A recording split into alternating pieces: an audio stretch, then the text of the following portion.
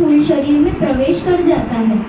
इसीलिए ये आवश्यक है कि इस स्थूल शरीर को सुरक्षित रखा जाए, अन्यथा यदि कोई भूल से इसे मृतिक समझकर इसका नाश कर दे तो बहुत बड़ा अनर्थ हो सकता है। इसलिए इस कुटिया को चारों ओर से बंद कर दिया है। बाहर से इसका उत्तरदायित्व गुरु माता पर है, जो इसकी रखवाली करेंगे। इस गुप्त क्रिया को वही कर सकता है जिसके अंदर योग की समस्त शक्तियाँ और सिद्धियाँ जागृत हो चुकी हों। ये शक्तियाँ बड़ी लंबी और कठिन साधना से प्राप्त होती हैं, परंतु यदि गुरु समर्थ हो और वो किसी सुपात्र को तत्काल ही ये सिद्धियाँ देना चाहे तो वो अपने तपोबल की शक्ति द्वारा अपने शिष्य में शक्तिपात कर सकता है। उससे शिष्य के अंदर योग की समस्त शक्तियाँ और सिद्धियाँ उसी क्षण जागृत हो जाती हैं। आज मैं वही करने जा रहा हूँ, क्योंकि माता सरस्वती का यही आदेश है कि मैं अपने पास कुछ बाकी ना रखूं, सब कुछ तुम्हें समर्पण कर दूं।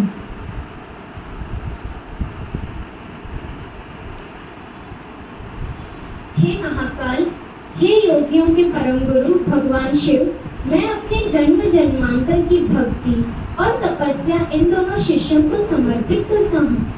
कृपया इन दोनों को योग की समस्त शक्तियाँ और सिद्धियाँ प्रदान करने की कृपा करें।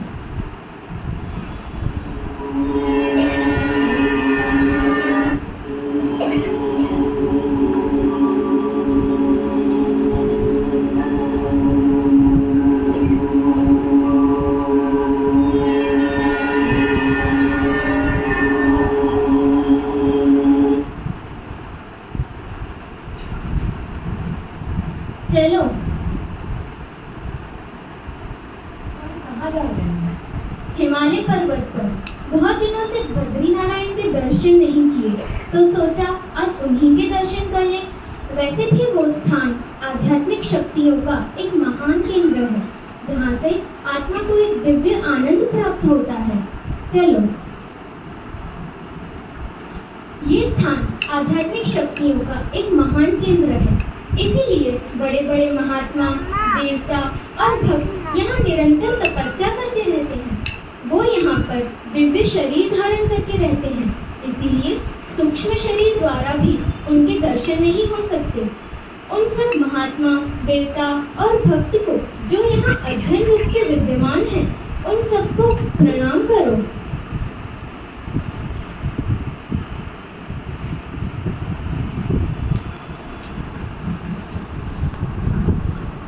बद्रीनाथ के दर्शन के लिए संदीप मुनि उनको लेके बद्रीनाथ में गए, लेकिन बद्रीनाथ ने कृष्ण का स्वरूप देख के पहचान लिया, यह तो खुद स्वामीनारायण हरि है।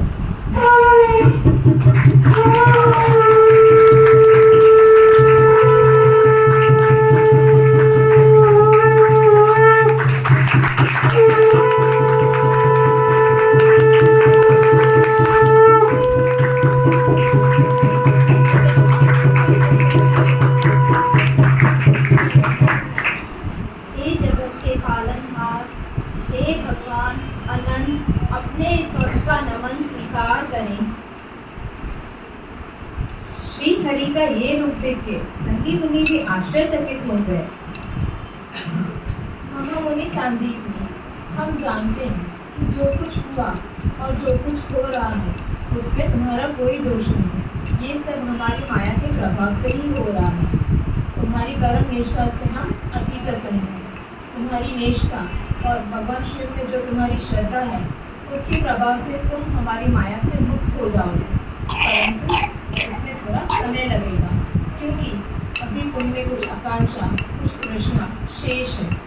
पूर्व कर्म के अनुसार सुख दुख का भोग भी शेष है, परंतु अंत समय आते ही हमारी माया के प्रभाव से तुम मुक्त हो जाओगे और तुम्हें हमारी अनन्य भक्ति प्राप्त होगी। तब तुम ये शरीर छोड़कर हमारे भूलोक में जाओगे, जहाँ तुम्हें हमारे पार्षद होने का गौरव प्राप्त होगा।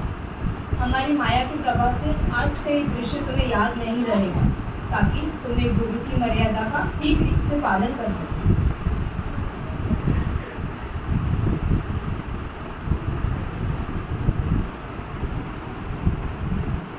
आज की शिक्षा भी पूर्ण हुई। इस इस आशीर्वाद के साथ कि जो विद्या मैंने तुम्हें प्रदान की है वो सदैव तुम्हें जीवन में काम आए, तुम्हें कभी भूले नहीं।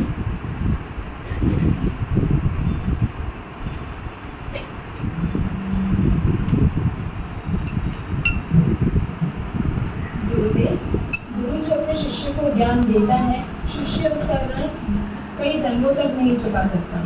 फिर भी लोक मर्यादा के अनुसार जाते समय गुरु दक्षिणा देना शिष्य का धर्म है। इसलिए हम आपसे प्रार्थना करने आए हैं कि आप जो उचित समझे उसके अनुसार आप हमें आज्ञा दें, उसी अनुसार हम उनको गुरु दक्षिणा दें। कृष्ण, तुमने ये पूछकर अपने शिष्य धर्म का ठीक ही पालन किया, परंतु मेरा ऐसा मत है कि जो गुरु किसी दक्षिणा की लालच में विद्या प्रदान करे, वास्तव में वो गुरु कहलाने का अधिकारी नहीं है, वो तो एक निम्न कोटि का व्यापारी है। ऐसे गुरु की विद्या में ब्रह्म ज्ञान का तेज कैसे हो सकता है?